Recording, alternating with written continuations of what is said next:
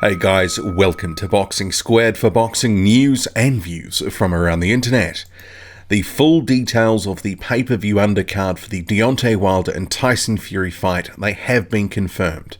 So Premier Boxing Champions has confirmed that Jarrett Hurd, and you can see on screen here, unified 154-pound champion Jarrett Hurd returns to the ring December 1st on the Wilder vs Fury Showtime card.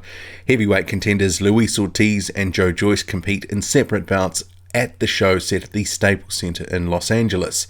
So I'm going to go through some of the details here because the names are good. Perhaps the opponents that we would have wanted to see them against, they aren't quite maybe what they should be, but it is what it is. But there is actually another thing to consider here. So this is the pay-per-view undercard, the guys that will be headlining those fights. But we also have, before that, same date, just before the pay-per-view card, we've got Donna Stevenson fighting. So effectively, it's kind of like an extension of the undercard. So I'll come to that shortly as well. But just wanted to go through some of what's been announced, some of the quotes, some thoughts along the way. And then obviously just to a couple of the different box recs, just to talk about a couple of these fighters and maybe what we can expect. Obviously, Chris Arreola, another heavyweight, he's going to be on the card, but the untelevised portion.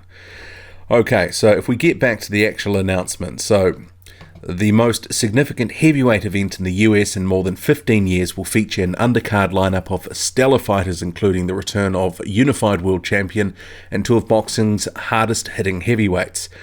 Undefeated unified 154-pound world champion Jarrett Hurd, along with heavyweight title contender Luis Ortiz and top heavyweight prospect Joyce will fight in separate bouts. So Jarrett Hurd being on the card, I actually really like watching Jarrett Hurd fight. He's a very good 154-pounder, big for the weight.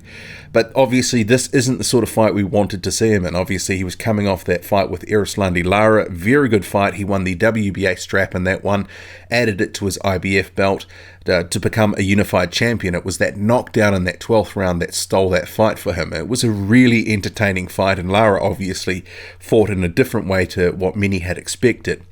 Good to see him back, but Jason Wellborn, 24-6, 7 KOs. I mean, it is what it is. It's just a sort of tune-up fight for something bigger next year.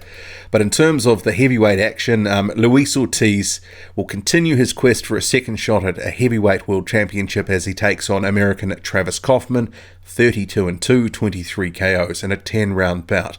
Ortiz went toe-to-toe with Wilder in another contender for Fight of the Year in March on Showtime and returns for his third bout of 2018 with the sights set on a rematch with Wilder. Yeah, this fight, it's probably not the one we wanted to see him, and obviously Dillian Whyte and Luis Ortiz, there was a conversation that potentially that could be on, didn't come to fruition, and what we've got is Whyte fighting Derek Chisora and obviously Kaufman fighting Ortiz on this undercard. And Kaufman, he's a solid fighter, but perhaps, it kind of is what it is. I think Luis Ortiz is treading water to a bigger fight and a bigger payday right now. And if we look at Travis Kaufman, so 32-2, he's actually been quite inactive. So in the last couple of years, he's only had, 4 fights since the start or since the end of 2015 there.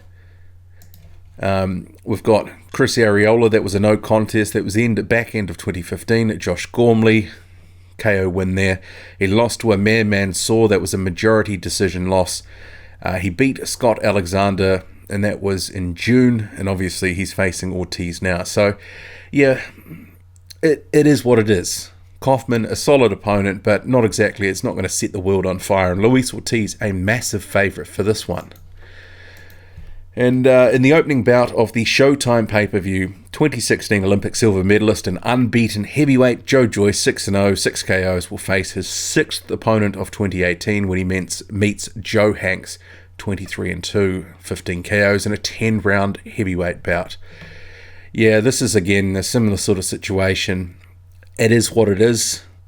Joyce was looking to face Gerald Washington, putting public pressure on him, but it just didn't seem to work. For whatever reason, Washington didn't want the fight, and Hanks is the opponent. And obviously, I've just done this other video earlier today talking about Joyce and what he wants for 2019, which includes Luis Ortiz, also Dominic Breazeale, and also Adam Kanelski. So other guys in his stable, the PBC stable. I would have preferred, it's probably a bit of a fantasy matchup. It wasn't going to happen, but it would have been great if it was Ortiz and Joyce that actually were on this undercard. Would have made the undercard that much better, actually, because what we've got Jarrett Hurd, Luis Ortiz, and Joe Joyce in, I don't want to say mismatches, but certainly on paper they are heavily favoured to win these fights. It's, they're tough, durable opponents for the most part, that Ortiz and Joyce have, but guys they are expected to beat handily. So the press release continues. This fan-friendly undercard features 2 participants from 2018 Fight of the Year candidates, Jarrett Hurd and Luis Ortiz, along with one of the hottest rising talents. Tickets. Okay, so here we go. The suggested retail price for the pay-per-view, $64.99. That's for standard definition. Generally for HD it can be up to about $10 more. $64.99, that was sort of in the ballpark of what a lot of people were thinking it was going to be. But in terms of, so this pay-per-view, the 3 undercard fights, Joe Joyce versus Joe Hanks, Jarrett Hurd versus Jason Wellborn, Luis Ortiz versus Travis Kaufman. Then obviously the main event, Tyson Fury versus Deontay Wilder, lineal champ versus WBC champ. Overall, for the price, yeah, it's okay. But I think there would have been a lot of people thinking this is a bit of a missed opportunity. It's certainly not the stacked card that potentially had been billed to be earlier. Sort of a number of weeks ago it was talked about as this is going to be a really stacked card. I mean, what this card is relying on is the star power at the top, Deontay Wilder and Tyson Fury, to really sell the card. Because the undercard fights, they're just okay and nothing more. We'll go down here. What else we got here? Ortiz says, I feel blessed to be on the Wilder vs Fury card and competing on a huge night of boxing in front of a full house. Well, I have to see there. Ticket sales haven't been going gangbusters, but it could be a full house by the night. In my last fight at the Staples Center, the fans showed me so much love, I can't wait to be back. I know Travis Kaufman has a good record, and I know he's definitely got heart. If all goes expected and Wilder puts Fury to sleep like I think he will, I want another shot at him ASAP. It will be another epic rematch between me and Wilder. You'd have to think a rematch potentially on the cards. I mean, Wilder's got to win. But also, if there is an immediate rematch, well, that obviously goes off the table for at least the first 6 months of 2019. And Luis Ortiz at 39, he really needs another title shot sooner rather than later, because he's not going to get any better getting, towards 40. Kaufman, I'm looking forward to stepping up and challenging myself in an exciting fight. Luis Ortiz is the second best heavyweight in the world next to Deontay Wilder. I think there'll be a number of people who would argue about that. But I'm the toughest fighter you'll ever face. This is my chance to prove that I'm a great fighter, and I'm excited to do it on this huge stage. And Kaufman, he is durable, but I don't think he'll have enough for Luis Ortiz. But I guess at the same time, Luis Ortiz at 39, how much has he got left in the tank? And this is another opportunity, a barometer to see where he's still at. He obviously looked impressive against Razvan Kajanu a couple of months ago. Joe Joyce, we'll just go down to his quotes. It's an honour to be part of this huge event, and I give a lot of credit to Joe Hanks for stepping up and taking this fight. Hanks has a good record, but I'm coming to take him out. If everything goes to plan and I come through this fight as I should, I'm ready for a big fight early next year to show that I'm a force in the division. Be good to see Joe Joyce in some big fights. He's in a bit of a position where, he's somewhat low reward at the moment, high risk. So it's kind of like, a guy's just wanting to willingly go in there without, getting a decent payday. Possibly not. Obviously, David Haye, when he was fighting in the UK, was trying to get him some good fights. Couldn't bring him along as quickly as he wanted. And we've seen here, Gerald Washington wanted nothing to do with him. So it'll be interesting, the what next. The big fight talk, well, that's good to hear from Joyce. I'm not so convinced it's going to happen. In terms of Hanks, it feels good to be in the mix and getting exposure with the top heavyweights. I bring speed, athleticism, and power to this fight. I've got a lot of great experience in my career sparring guys like Deontay Wilder and Vladimir Klitschko. I'm so comfortable against a guy like Joe Joyce. I live in Los Angeles now, and this is going to be like fighting in my front yard. I'm going to be feeling good on fight night. Well, he might feel good on fight night, but he's probably going to end fight night with a bit of a headache, I would say, because you would expect Joe Joyce is going to probably dispatch Joe Hanks at some point in their fight. If he managed to come through and win that, it would be a massive upset, and clearly it would derail Joyce's plans for a big fight next year. But we'll have to see with that. But in terms of the rest of the card, where are we? Box Rec.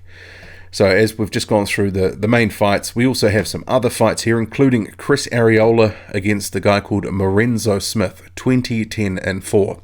Arreola making a comeback. He's 36-5, 37 years old, former titleist, had 2 title shots, but not expected to really make much noise in the division at this point in his sort of career. He should win this one, and if he can't, really he should go back to retirement. A few other fights on here. Isaac Lowe, he's taking on a guy called Lucas Rafael Baez. A couple other untelevised fights here. Overall, the undercard, maybe not as strong as we'd hope, but what I was talking about earlier is we have Adonis Stevenson and Alexander Vodsik. They are before the pay-per-view event. So in some ways, this almost doubles, because it's a double header, it almost doubles as an undercard sort of extension. So there is going to be another sort of fight on here as well with Oscar Rivas. He is going to be fighting on this undercard. So for heavyweight fans, it's another opportunity to see him in action. And also, you know, Chavez Jr., he's on that card as well. So what's it say? A split site doubleheader, airing on Showtime, streaming on Showtime Sports. Adonis Stevenson will make the 10th defense of his WBC light heavyweight world championship against undefeated mandatory challenger Alexander Vodsik. And that's going to be a good fight, because many would have seen that fight with Badu Jack recently, where he looked pretty good in those first 6 rounds, but really he was fighting at a pace that was unsustainable for his 40-year-old legs, and Badu Jack took over and really sort of dominated that final half of the fight. Ended in a draw, which I think was the right result. Vodsik, you know, if he can go past sort of round 6 or 7 and he can start putting it on Adonis Stevenson, you'd have to think he'd be a good chance. But Stevenson always dangerous with that left hand. Also, Chavez Jr. facing Alfred Angulo in a 10-rounder. Yeah, I'm not so interested in that. Chavez Jr., I think he's always been a little bit overrated. But if we go down further, it's going to talk about Oscar Rivas. No, it doesn't go into this. But he is fighting on this card. He's fighting a guy that's 26-0. I covered that in another video just the other day. That should be another win for Rivas. And if it is shown on TV, a good opportunity to see Oscar Rivas live. But in terms of the card, yeah, the main card, maybe not the barn burner that we were hoping for in terms of really action-packed fights, but it's going to rely on the main event, and obviously that's going to help establish Deontay Wilder's commercial value. So there is potentially some method to the madness there. Some good names on the card, maybe not the good fights we were hoping for, but, you know, they're still solid, and I'm looking forward to the event. What do you make of it all? Drop a comment loud and often. Hit like, hit subscribe, follow me on Twitter, boxing_squared. I'm out.